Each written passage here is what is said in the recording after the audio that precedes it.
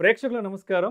ఫిబ్రవరి 10, 11 తేదీల్లో అంటే శనివారం, ఆదివారం ప్రముఖ స్టాక్ మార్కెట్ అనలిస్ట్ సుందరరామరెడ్డి గారు ETF, index funds, mutual funds మీద ఎడ్యుకేటివ్ వెబినార్ కండక్ట్ చేయబోతున్నారు. దీనికి ₹3,000 ఫీజు పే చేయవలసి ఉంటుంది. ఆసక్తి ఉన్నవారు ఈ కింద స్క్రోల్ అవుతున్న నెంబర్ కాల్ చేసి వెంటనే మీ రిజిస్ట్రేషన్స్ను పూర్తి చేసుకోగలరు. సార్ నమస్తే సార్. నమస్తే అండి. సార్ సుందరరామరెడ్డి గారు, ఎడ్యుకేటివ్ అండ్ ఇన్ఫర్మేటివ్ థీమ్లో ఆ పర్పస్లో ఒక ఫండ్ గురించి డిస్కస్ చేద్దాం అనుకుంటున్నా. ఈ మధ్య ఎక్కడ ఫైనాన్షియల్ మ్యాగజైన్స్ చూసినా లేదంటే ఏదైనా బిజినెస్ మ్యాగజైన్స్ చూసినా ఈ క్వాంట్ ఫండ్ గురించి ఎక్కువగా కూడా ఆర్టికల్స్ రిలీజ్ అవుతున్నాయి. అండ్ అదేవిధంగా ఈ క్వాంట్ వాళ్ళు వెళ్ళి అండ్ అంబానీ, అదానీ కంపెనీస్లో కూడా ఇన్వెస్ట్ చేస్తున్నారని తెలిసింది. ఎందుకంటారు ఈ క్వాంట్ అనేది రీసెంట్గా ఎంత పాపులర్ అయింది? అసలు గజం కేవలం ₹15,500 150 గజాల భూమి కేవలం 23 లక్షలు మాత్రమే. Right. Indian mutual fund industry మనం కనుక చూసినట్టయితే అది పక్క ట్రెడిషనల్ అండి. ఎక్కువ మంది వాల్యూ ఇన్వెస్ట్మెంట్ లేదా by and hold method follow అవుతూ ఉంటారు అనమాట. అందుకని మ్యూచువల్ ఫండ్స్ ఎవరు కొంచెం అగ్రెసివ్గా వెల్త్ క్రియేట్ చేయడానికి ట్రై చేయరు. సేఫ్ అండ్ సెక్యూర్గా అండ్ స్టడీగా వెళ్దాం అన్నట్టు థింక్ చేస్తూ ఉంటారు అనమాట. అలాంటి స్టేబుల్ ఇండస్ట్రీ అయిన మ్యూచువల్ ఫండ్ ఇండస్ట్రీలోకి ఈ క్వాంటోల్ వచ్చేసి ఎగ్జిస్టింగ్ ఐడియాస్ని ఛాలెంజ్ చేస్తున్నారు.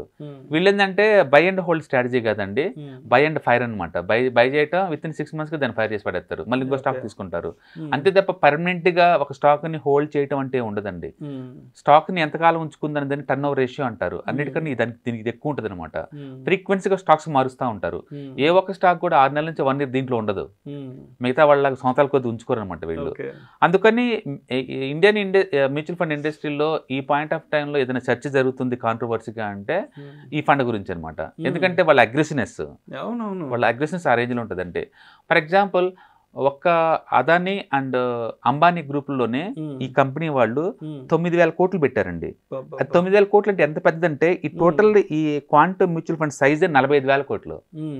ఈ 45,000 కోట్లు అదానీ అంబానీ కంపెనీల్లోనే ఆల్మోస్ట్ 9,000 కోట్లు పెట్టారు వీళ్ళు.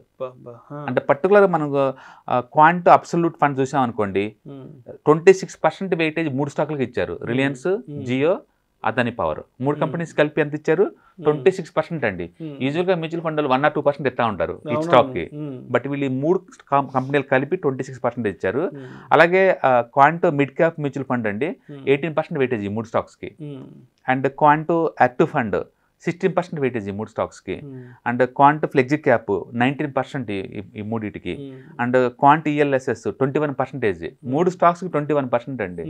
అట్లా క్వాంట్ ప్రతి దాంట్లో కూడా రిలయన్స్ ఉంటుంది, జియో ఉంటుంది అండ్ అదానీ పవర్ ఉంటుంది. ఈ మూడింటికి 20% వెయిటేజ్ ఇస్తున్నారు వాళ్ళు భారీగా అన్నిట్లో. అందుకని న్యాచురల్ అది కాంట్రవర్సరీ. ఎందుకంటే మిగతా మ్యూచువల్ ఫండ్స్ ఏవి కూడా ఇంత అగ్రెసివ్ అలొకేషన్ చేయరు. బట్ అదే టైంలో quant is the number 1 mutual fund last 5 years నుంచి అన్ని కేటగిరీలో. వాళ్ళు ఐఏలో నెంబర్ 1లో ఉంటున్నారు. ఎందుకంటే వాళ్ళ అప్రోచ్ సెట్ అవుతుంది అండ్ ఇన్వెస్టర్స్కి బాగా లాభాలు సంపాదించి పెడుతున్నారు. అందుకని ఇది ఈ ఫండ్ చాలా ఫాస్ట్గా గ్రో అవుతుంది. 3 years బ్యాక్ క్వాంట్ అంటే ఎవరికి తెలియదండి. ఇవాళ అది 45,000 crores ఏఎంసీ రన్ చేస్తుందంటే మామూలు విషయం కాదు. అందుకని మిగతా వాళ్ళతో పోల్చుకుంటే వీళ్ళు కొంచెం కాన్సన్ట్రేటెడ్ అప్రోచ్. అండ్ అవును, అదానీ అంబానీ స్టాక్స్లో ఎక్కువ ఇన్వెస్ట్ చేస్తున్న కంపెనీ ఇదే క్వాంట్ వాళ్ళే అన్ని వర్టికల్స్లో. నువ్వు స్మాల్ క్యాప్ పేరు ఉంటుంది, రిలయన్స్లో 10% పెడతారు వాళ్ళు. ఇదేం స్మాల్ క్యాప్ మ్యూచువల్ ఫండ్, రిలయన్స్లో 10% పెడతారు, జియోలో 3-4% పెడతారు. ఈ స్మాల్ క్యాప్ అదాని పవర్ కూడా ఉంటుంది. ఆ 3 actual large caps, but still వాళ్ళు అలొకేట్ చేస్తారు. Of course with in the regulatory ఇచ్చిన ఫ్రీడమ్ వాళ్ళు వాడుకుంటున్నారు అంటే బెటర్ అనమాట. ఎందుకంటే జియో ఫైనాన్స్లో చాలా పెద్ద స్కోప్ ఉందండి అది ఎందుకంటే దాంట్లో ఫిన్టెక్లో అది పెద్ద కంపెనీ అయ్యే ఛాన్స్ ఎక్కువ ఉందన్నమాట. అండ్ రిలయన్స్లో డిమర్జర్ అయ్యే ఛాన్స్ ఉంది నెక్స్ట్ 1 yearలోనే. టెలికామ్, రిటైల్ డిమర్జర్ చేసే ఛాన్స్ ఎక్కువ ఉంది. అండ్ సన్ రైజింగ్ సెక్టర్స్ ఎక్కువ ఉంది రిలయన్స్లో. బహుశా ఆ రీజన్ తోటి ఇది ఎక్కువ ఇన్వెస్ట్ చేస్తుందేమో రిలయన్స్లో బహుశా, అలా అనుకోవచ్చు మనం. ఎందుకంటే ఇంతకుముందు ఐటీసీకి 10% వెయిటేజ్ ఇచ్చేవాళ్ళు అన్ని స్టాక్లో. ఇప్పుడు అవన్నీ క్లోజ్ చేసుకున్నారు. ఐటీసీ ఎప్పుడైతే 150 నుంచి 400 చేరిందో ఐటీసీ మొత్తం క్లోజ్ చేసుకుని బయటకు వచ్చేసారు. అండ్ హెచ్డిఎఫ్సి బ్యాంక్లో ₹1 కూడా పెట్టలేదు, ఒక వర్టికల్లో కూడా. అందరైతే హెచ్డిఎఫ్సిలో ఉంచుతారు. అందుకని వీళ్ళు ఏంటంటే మిగతా వాళ్ళతో పోల్చుకుంటే కొంచెం డిఫరెంట్ అనమాట. అందుకని మ్యూచువల్ ఫండ్ ఇండస్ట్రీ మొత్తం ఒకవైపు వెళ్తుంటే ఇది ఒక్కటి డిఫరెంట్గా వెళ్తుంది అనమాట.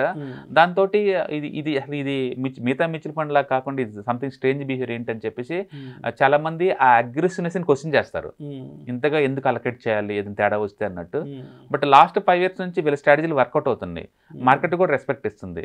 ఇవాళ ఇండియాలో స్మాల్ క్యాప్ కేటగిరీలో వీళ్ళు ఆల్మోస్ట్ వీళ్ళ స్మాల్ క్యాప్ మ్యూచువల్ ఫండ్ అయితే ఇప్పుడు 14,000 crores అయిందండి, చాలా అగ్రెసివ్గా. కోవిడ్ అప్పుడు 200 కోట్లు అండి అది.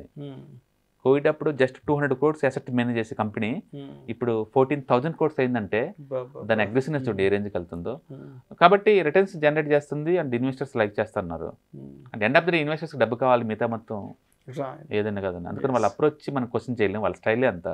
వాళ్ళు క్వాంటమ్ మెథడ్స్ ఫాలో అవుతామని క్లియర్గా చెప్తా ఉన్నారు. ఓకే, అందుకని వాళ్ళు కాన్సన్ట్రేషన్ అప్రోచ్ పాటిస్తున్నట్టున్నారు.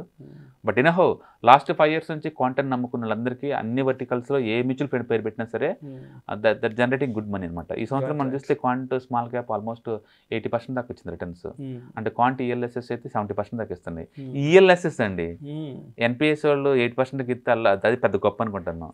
వీళ్ళు 60 ఇస్తున్నారు ఇక్కడ కూర్చొని. అందుకని ఎండ్ ఆఫ్ ది ఇన్వెస్టర్స్కి రిటర్న్స్ డస్ మ్యాటర్ అంతే. సో వాళ్ళు మేనేజ్ చేస్తున్నారు కాబట్టి it's good. Right. Thank you sir.